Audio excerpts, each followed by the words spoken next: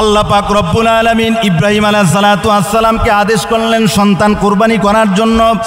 ইব্রাহিম আলাইহিস সালাতু ওয়াস সালাম সন্তান ইসমাইলকে মিনা ময়দানে কুরবানি করে এই বাবা কর্তৃক সন্তানের গলায় ছুরি চালাইয়া সন্তানকে কুরবানি দিয়া ওই মিনা ময়দানের দাম বাড়িয়ে দিয়েছে। সুবহানাল্লাহ।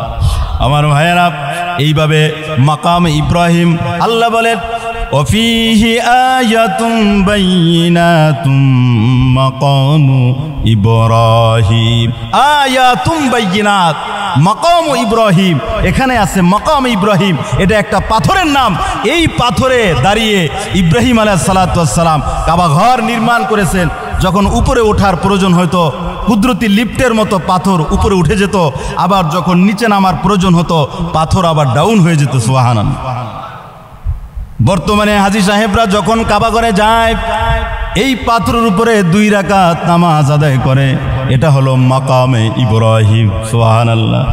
এইভাবে আল্লাহ পাক রব্বুল আলামিন বিভিন্ন ঘটনা সাজাইয়া বিভিন্ন জায়গার সম্মান আল্লাহ পাক বাড়িয়ে দিয়েছেন। আল্লাহ পাক রব্বুল আলামিন বলেন ইন্না আউওয়ালা বাইত, নিশ্চয়ই পৃথিবীর প্রথম ঘর, উজিআ লিন্নাস, যেই ঘর আল্লাহ পাক রব্বুল আলামিন মানুষের জন্য তৈরি করেছেন, লাল্লাযী বিবাক্কাতা মুবারাকা, যেটা মক্কায় অবস্থিত। এই মক্কার আগের নাম ছিল বাক্কা। যেই ঘর মক্কায় অবস্থিত, হুদাল লিল আলামিন, এই ঘর বিশ্ববাসীর জন্য আল্লাহ হেদায়েতের ঘর বানিয়ে দিয়েছেন। সুবহানাল্লাহ। পৃথিবীর প্রথম ঘর হলো কাবা ঘর। এ মুসলমান, এই জমিনে শুধু পানি আর পানি ছিল। ওই পানি থেকে ফেনা তৈরি হয়, ওই ফেনা থেকে কিছু মাটি তৈরি হয়। ওখানে আল্লাহ বর্তমানের কাবা ঘর নির্মাণ করেছে এবং ওই মাটি থেকে আল্লাহ মানুষ সৃষ্টি করেছে। সুবহানাল্লাহ। মিনহা খালাকনাকুম ওয়া ফিহা নুঈদুকুম ওয়া মিনহা নুখরিজুকুম তারাতান উখরা। আল্লাহ বলেন এই মাটি থেকে আমি তোমাদেরকে সৃষ্টি করেছি, এই মাটির ভিতর তোমাদেরকে যেতে হবে, এই মাটি থেকে তোমাদের পুনরুত্থান করা হবে, হাসরের দিন আমার সামনে উঠতে হবে। আমার মুসলমান ভাইয়েরা, এই জমিনে যখন মানুষ ছিল না, আল্লাহ পাক রব্বুল আলামিন পৃথিবীর জমিনে ফেরেশতাদেরকে ছেড়ে দিয়েছেন ইবাদত বন্দেগী করার জন্য। ফেরেশতারা আল্লাহর কাছে ডাক দেয়া বলে, আল্লাহ এ মালিক, আমরা তো আসমানে ইবাদত করেছি মসজিদ আর বাইতুল মামুর। বাইতুল মামুর এটা ছিল ফেরেশতাদের মসজিদ, তারা সেখানে ইবাদত বন্দেগী করেছে। এবং কিতাবের ভিতরে পাওয়া যায় যেই ফেরেশতা একবার এই ঘরে ঢোকার সুযোগ পেয়েছে, দ্বিতীয়বার আর চান্স পায় না। তাহলে চিন্তা করে দেখুন কি পরিমাণ ফেরেশতা আল্লাহ পাক সৃষ্টি করেছে। ডাক দিয়া বলে, আল্লাহ সপ্তম আসমানে আমরা বাইতুল মামুরে ইবাদত বন্দেগী করেছি, পৃথিবীর জমিনে আমাদের ইবাদত বন্দেগী করার জন্য আপনি ঘর বানায়া দেন। আল্লাহ পাক রব্বুল আলামিন ফেরেশতাদের আবেদন মঞ্জুর করলেন। আল্লাহ ফেরেশতাদেরকে আদেশ করলেন ঘর বানানোর জন্য। ফেরেশতারা বর্তমানে কালো গিলাফে যে ঘরটা আবৃত, এই ঘরটা ফেরেশতারা আল্লাহর নির্দেশে তৈরি করেছে। এরপরে আল্লাহ পাক রব্বুল আলামিন জিন পাঠাইছেন, এরপরে আল্লাহ মানুষ পাঠাইছেন। আল্লাহ পাক রব্বুল আলামিন আদম এবং হাওয়া আলাইহিmus সালাতু ওয়াস সালাম, আল্লাহ পাক রব্বুল আলামিন ওনাদেরকে দুনিয়ার জমিনে পাঠাইলেন। ওনাদের মিলন হলো আরাফার ময়দানে। আল্লাহ পাক আদম আলাইহিস সালাতু ওয়াস সালামকে নির্দেশ করলেন ঘর বানানোর জন্য। আদম আলাইহিস সালাতু ওয়াস সালাম ঘর তৈরি করলেন, কিন্তু এই ঘর নূহ নবীর আমলে বন্যার কারণে ঘরটা ভেঙে যায়। এরপরে আল্লাহ পাক রব্বুল আলামিন ইব্রাহিম আলাইহিস সালাতু ওয়াস সালামকে আদেশ করলেন এই কাবা ঘর নির্মাণ করার জন্য। কোরআন বলছে ওয়া ইয ইয়ারফাউ ইব্রাহিমুল কওয়াইদা মিনাল বাইতি ওয়া ইসমাঈল রব্বানা তাকাব্বাল মিন্না ইন্নাকা আনতাস সামিউল আলিম। জোরে বলি আল্লাহু আকবার। ইব্রাহিম আলাইহিস সালাতু ওয়াস সালাম সন্তান ইসমাঈল আলাইহিস সালাতু ওয়াস সালাম উভয়ে মিলে কাবাঘর নির্মাণ করে। এরপর আল্লাহর কাছে দোয়া করে রব্বানা তাকাব্বাল, আল্লাহ আপনি আমাদের এই আমলটাকে কবুল করে নেন। কাবাঘরের মতো এত বড় দামি ঘর তৈরি করে এত গুরুত্বপূর্ণ আমল করে আল্লাহর কাছে বলতেছে আল্লাহ আপনি এটাকে কবুল করে নেন। নিজেকে বড় ছোট মনে করেছে। আর আমরা টুকটাক সামান্য কিছু আমল করলে এটার গল্প করে শেষ করা যায় না। কথা গণ ঠিক নেবে ঠিক? আমি মসজিদে টাকা দিছি, আমি পদ পাইলাম না, কি কথা ঠিক নেবে ঠিক? আমার মুসলমান ভাইয়েরা,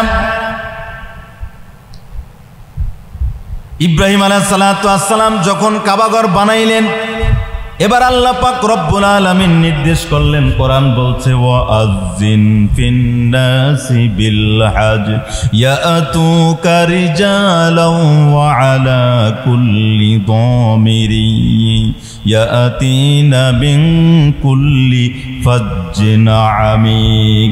আল্লাহ ডাক দিয়া কে ইব্রাহিম, ইব্রাহিম তুমি উঁচু জায়গায় দাঁড়িয়ে ঘোষণা করে দাও পৃথিবীর মানুষ যেন আমার এই ঘর তওয়াফ করতে আসে, এই ঘরে ইবাদত করতে আসে। সুবহানাল্লাহ। ইব্রাহিম আলাইহিস সালাতু ওয়াস সালাম ডাক দিয়া কাল্লা, আমি একজন ক্ষুদ্র মানুষ, পৃথিবীর সকল মানুষের কাছে কিভাবে এই আওয়াজ আমি পৌঁছায় দিব? আল্লাহ কা ইব্রাহিম তুমি আওয়াজ দাও, পৃথিবীর প্রত্যেকটা মানুষের কানে কানে এই আওয়াজ পৌঁছায় দেওয়ার দায়িত্ব আমি আল্লাহর। সুবহানাল্লাহ। বর্তমান বিজ্ঞানের যুগ, এটা বুঝতে সহজ। আমেরিকা থেকে ছেলে ফোন দিছে কার কাছে? মার কাছে, বাবার কাছে। আসসালামু আলাইকুম, আব্বা কেমন আছেন, আম্মা কেমন আছেন? শোনা যায় কি যায় না? তো মুহূর্তের ভিতরে যদি আমেরিকার কথা বাংলাদেশে চলে আসে, এটা তো মানুষের আবিষ্কার। আর মানুষ বানাইছে কে? আল্লাহ। সে আল্লাহ কি পারে না ইব্রাহিম আলাইহিস সালামের হজের এই আওয়াজকে পৃথিবীর প্রত্যেকটা মানুষের কানে কানে পৌঁছে দিতে? আল্লাহ কি পারে? আল্লাহ কা ইব্রাহিম তুমি আওয়াজ দাও, তোমার আওয়াজ আমি আল্লাহ পৃথিবীর প্রত্যেকটা মানুষের কানে কানে পৌঁছায় দিব। সুবহানাল্লাহ। ইব্রাহিম আলাইহিস সালাতু ওয়াস সালাম জাবালে আবু কুবাইসে উঠে তিনি ঘোষণা দিলেন, পৃথিবীর মানুষকে বাইতুল্লাহ হজ করার জন্য আহ্বান করলেন। কিতাবের ভিতরে আসছে ইব্রাহিম আলাইহিস সালাতু ওয়াস সালাম যখন আওয়াজ দিলেন, এই আওয়াজ আল্লাহ পাক রব্বুল আলামিন আলমে আরওয়াহের ভিতরে রূহের জগতে যারা ছিলেন তাদের কাছে পৌঁছে দিয়েছেন। দুনিয়াতে যারা জীবিত ছিলেন ওই জীবিত মানুষের কানে পৌঁছে দিয়েছেন। যেই বাচ্চাগুলা মায়ের গর্ভের ভিতরে ছিল তাদের কানের ভিতরে আল্লাহ পৌঁছে দিয়েছেন। আর ওই আওয়াজ শোনার পরে যারা লাব্বাইক বলেছে তারা জীবনে একবার না একবার হজ করবে। সুবহানাল্লাহ। কিতাবে আসছে যারা একবার লাব্বাইক বলেছে তারা একবার হজ করবে, যারা দুইবার বলেছে তারা দুইবার হজ করবে, যারা তিনবার বলেছে তারা তিনবার হজ করবে, যে যতবার বলেছে সে ততবার হজ করবে। আমাদের দেশে এমনও মানুষ আছে যারা 20-30 বার হজ উমরা করেছে। কথা কোন ঠিক না বেঠি? আমার মুসলমান ভাইরা, আল্লাহ পাক রব্বুল আলামিন বলেন ইন্না আউওয়ালা বাইত, নিশ্চয় পৃথিবীর প্রথম ঘর আমি আল্লাহ বানাইছি উজিয়া লিন্নাস, মানুষের জন্য, লাল্লাযী বিবক্কাতা মুবারাকা, যারা মক্কায় অবস্থিত, হুদাল্লিল আলামিন, এই ঘরটা আমি আল্লাহ বিশ্ববাসীর জন্য হেদায়েত বানিয়ে দিয়েছি। সুবহানাল্লাহ। হুদাল্লিল আলামিন, এই ঘরটা বিশ্ববাসীর জন্য হেদায়েত স্বরূপ। শুধুমাত্র আল্লাহ মানুষের হেদায়েতের জায়গা বানান নয়, আল্লাহ এই ঘরটাকে সকল প্রাণীর জন্য হেদায়েতের ঘর বানাইছে। সুবহানাল্লাহ। এই ঘরের মহব্বত পাখির ভিতরে ছিল, পাখি ওই কাবা ঘরকে মহব্বত করত। সুবহানাল্লাহ। ওই যে ইয়ামানের বাদশাহ আব্রাহা যখন বাইতুল্লাহ ধ্বংস করতে আসে, কোরআন বলছে সূরাতুল ফিল ওয়া আরসালা আলাইহিম তৈরন আবাবিল, আল্লাহ যাকে যাকে পাখি পাঠাইয়া তার ঘরকে হেফাজত করেছেন ওই পাখির ভিতরও আল্লাহর ঘরের মহব্বত ছিল, কবুতরের ভিতর আল্লাহর ঘরের মহব্বত আছে। এখনো যারা বাইতুল্লাহ যায় তারা বলে হাজার হাজার কবুতর কাবা ঘরের ভিতরে আছে না নাই? আমার মুসলমান ভাইয়েরা, এই ঘরের মহব্বত উটের ভিতরে ছিল। উট কাবাঘর তোয়াফ করে, বন্যার পানির ভিতরে সাপ কাবাঘর তোয়াফ করে। নূহ নবীর প্লাবনের সময় আল্লাহ পাক রব্বুল আলামিন নূহ আলাইহিস সালাতু ওয়াস সালামকে আদেশ করলেন নৌকা বানানোর জন্য। ইমানদাররা যেন নৌকার ভিতরে ওঠে, অন্যদেরকে যেন সুযোগ না দেয়। আল্লাহ পাক রব্বুল আলামিন নূহ নবী এবং তার কওমকে এই প্লাবন থেকে নৌকার মাধ্যমে নাজাত দিলেন। তারা শুকরিয়া স্বরূপ 7 বার নৌকা সহ কাবাঘর তোয়াফ করেছে। সুবহানাল্লাহ। শুধু তাই নয়, পিপিলিকার ভিতরে এই ঘরের মহব্বত ছিল। কি? পিঁপড়া, পিপিলিকা। ওই পিপিলিকার ভিতরেও এই ঘরের মহব্বত ছিল। আমার মুসলমান ভাইয়েরা, মক্কা থেকে হাজার হাজার মাইল দূরে পিপিলিকা আল্লাহর কাছে কান্দে, আল্লাহ আপনি আমাকে আপনার ঘরে নিয়ে যান, আপনার ঘর আমার দেখতে মন চায়। পিপিলিকার চোখ দিয়া পানি পড়ছে। আল্লাহ পাক রব্বুল আলামিন চোখের পানি কবুল করে নেয়। আল্লাহ পাক রব্বুল আলামিন কবুতরকে ডাক দিয়ে বলে, এ আরবের কবুতর, তুই দৌড় দে, পিপিলিকা যেই দেশে বসবাস করে ওই দেশে চলে যা, ওই এলাকায় চলে যা, ওই গর্তের সামনে চলে যা। কবুতর উড়ে উড়ে ওই পিপিলিকার এলাকায় চলে আসে। আল্লাহ পাক রব্বুল আলামিন পিপিলিকাকে ডাক দিয়ে বলে, এ পিপিলিকা, তুই এই কবুতরের পায়ের ভিতরে কামড় দিয়া ধর। আমি আল্লাহ তাআলা তোকে এটা কুদরতি বিমান বানায়া দিলাম, আমি তোকে আমার ঘরে পৌঁছায় দিব। সুবহানাল্লাহ। এই ঘরের মহব্বত ওই পিপিলিকার ভিতরে ছিল, কিন্তু আমাদের ভিতরে কাবার মহব্বত আসেনি। যদি কাবা ঘরের মহব্বত থাকতো, দৈনিক 5 বার কাবা ঘরের দিকে ফিরে নামাজ পড়তাম। যাদের ভিতরে কাবার মহব্বত আছে তারা এই কাবার দিকে ফিরে নামাজ আদায় করে। মুসল্লিদের ভিতরে কাবার মহব্বত আছে না নাই? আর যে নামাজ পড়ে না তার ভিতরে কাবার মহব্বত নাই। এজন্য যেই পীর মুরিদকে কেবলা শিখায়, কাবা শিখায়, নামাজ পড়তে বলে, এটা হলো হক পীর, এই পীর হলো ভালো পীর।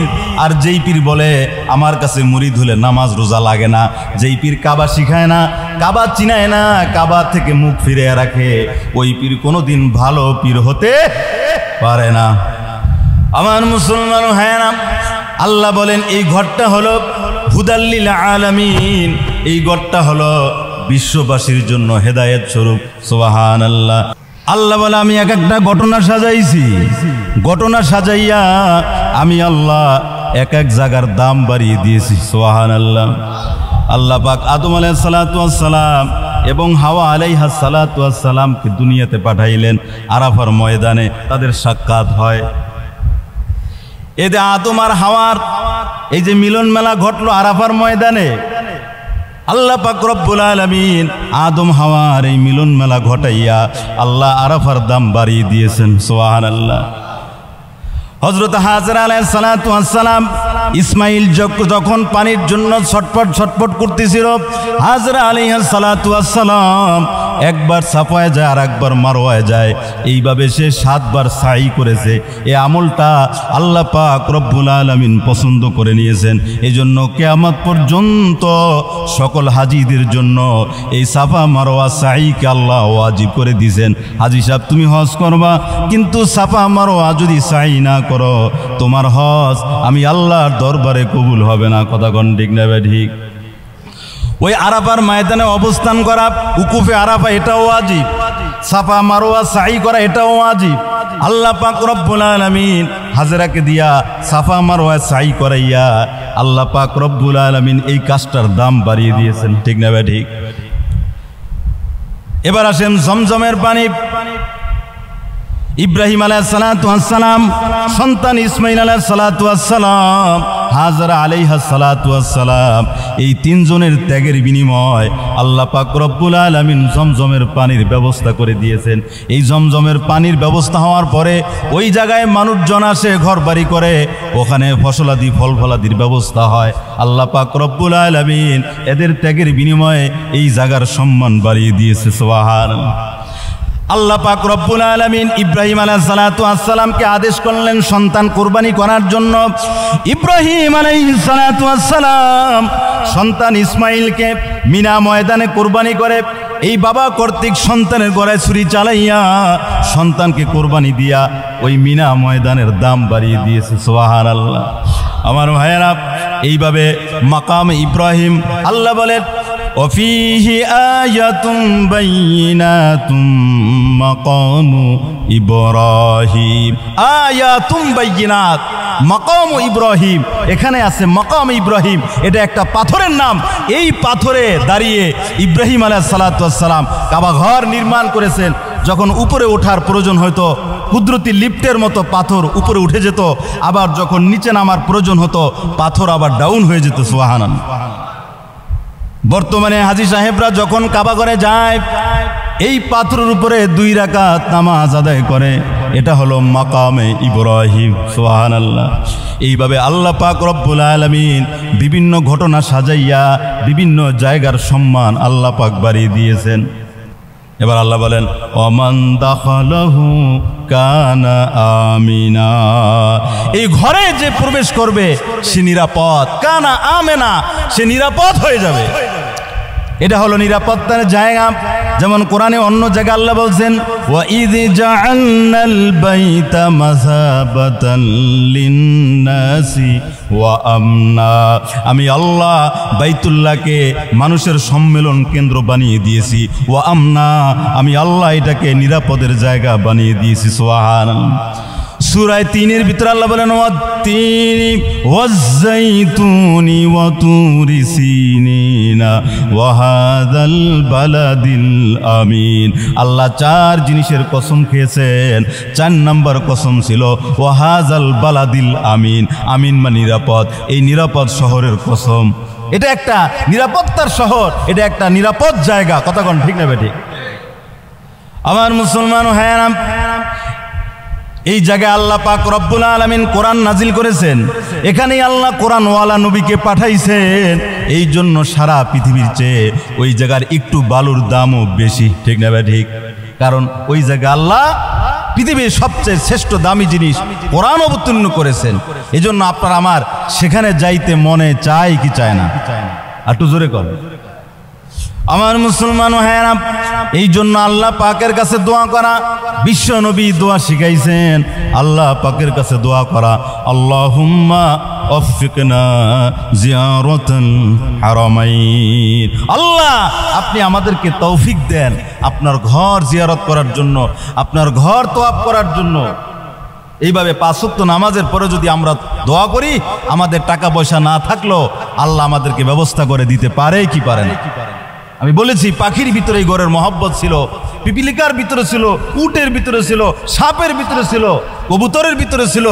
সব প্রাণী এই ঘরকে মহব্বত করেছেন। এই জন্য আল্লাহ কোরআনে বলছেন এটা হলো হুদাল্লিল আলামিন। শুধু মানুষের জন্য নয়, এই ঘরটা হলো বিশ্ববাসীর জন্য, সকল প্রাণীর জন্য এটা হেদায়েতের ঘর।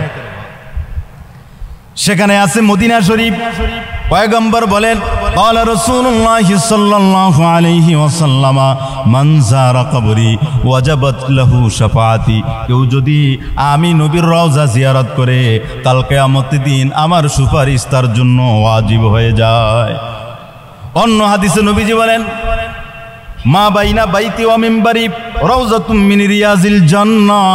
আমার ঘর আর মিম্বার এই দুইটার মাঝখানে যে জায়গাটা রয়েছে, এই জায়গাটা হলো রিয়াজুল জান্নাহ। এই জায়গার নাম কি? রিয়াজুল জান্নাহ। এই জন্য হাজী সাহেবরা এই রিয়াজুল জান্নাহ এই জায়গায় গিয়েও তারা 2 রাকাত নামাজ পড়ে আল্লাহর কাছে দোয়া কান্নাকাটি করে। আমার ভাইরা, আমি গত কয়েক জুমা আগে হজের গুরুত্ব এবং ফজিলত নিয়ে আলোচনা করলাম। আজকে আপনাদের সামনে বাইতুল্লাহ শরীফের ইতিহাস, বাইতুল্লাহ শরীফ কখন থেকে আসছে, কখন নির্মাণ হয়েছে, বাইতুল্লাহ শরীফের ইতিহাস এবং ফজিলত আমি আপনাদেরকে শুনাইলাম। আল্লাহ যেন আমাদের প্রত্যেকের অন্তরে কাবাগরের মহব্বত দান করে, সকলে বলি আমিন। কোরবানির 2 লক্ষ টাকার গরুর গোশত খায়া খালি ঘুমাইলেই হবে না, এই নিয়ামতের শুকরিয়া আদায় করার দরকার। আপনার আমার জন্য হাজার হাজার গরু, ছাগল, মুরগি, বকরি আপনার আমার জন্য তাদের জীবনকে বিসর্জন দিতে হয়েছে। কথা কোন ঠিক না? ঠিক। এত বিশাল বড় এক প্রাণী যার শক্তি, যার দেহ সব কিছু আমার আপনার চেয়ে বড়, এত বড় প্রাণীকে আমরা নির্মমভাবে ছুরি চালাইয়া জবাই করলাম, তার গোশতগুলাকে টুকরা টুকরা কইরা এরপরে আগুন দিয়া জ্বালাইয়া রান্না করে আমরা খাইলাম, অথচ আল্লাহ পাকের হুকুম পুরা করলাম না। তো হাসুরের দিন আমরা এই নিয়ামতের কি জবাব? এজন্য আল্লাহ বলছেন ইন্নাল ইনসানা লিরাব্বিহি লাকানুত, মানুষ বড়ই নিমক হারাম। এত প্রাণীর জীবন গেল, আপনার একটা প্রাণ রক্ষা করার জন্য হাজার হাজার প্রাণীর জীবন গেছে, ঠিক না ঠিক? মানুষ নিমক হারাম, গরুর গোশত গিয়ে সারা রাত ঘুমায় আর ফজর নামাজে মসজিদে আসে না।